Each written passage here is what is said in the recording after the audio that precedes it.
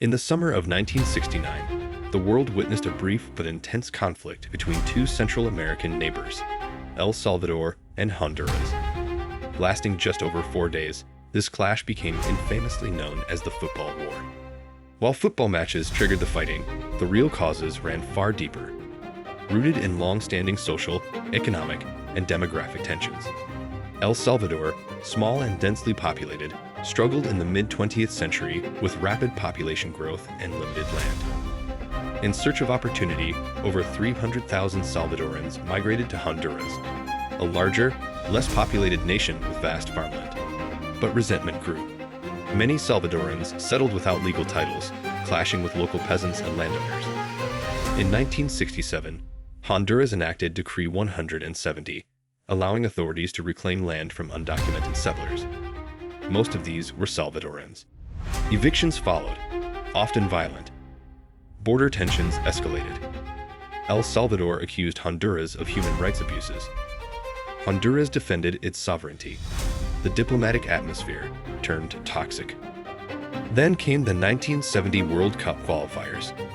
El Salvador and Honduras were drawn to face each other, a fierce rivalry suddenly magnified by national pride and political tension. June 8, 1969. In Tegucigalpa, Honduras won the first match 1-0. But the Salvadoran team faced harassment and their fans were attacked. The suicide of a young Salvadoran girl after the match was widely publicized, turning her into a national symbol. June 15.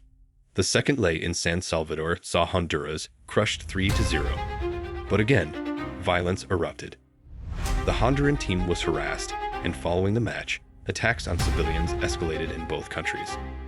Thousands of Salvadorans were assaulted, displaced, or forced to flee Honduras. Homes were burned. Tensions had boiled over. On June 26, El Salvador severed diplomatic ties. War was imminent. On July 14, 1969, El Salvador launched a military offensive, bombing Honduran airfields and pushing troops across the border. Their stated goal: to protect Salvadorans under threat in Honduras. Despite early successes, Salvadoran forces faced logistical problems. The Organization of American States intervened quickly, calling for a ceasefire. After just 100 hours of fighting, El Salvador agreed to withdraw. A ceasefire was declared on July 18. Thousands of civilians were killed or wounded. Tens of thousands of Salvadorans fled Honduras, overwhelming El Salvador's already stretched resources. Relations between the two nations remained broken for years. A peace treaty wasn't signed until 1980, and the border wasn't fully resolved until 1992 through international mediation. Economically, both nations suffered.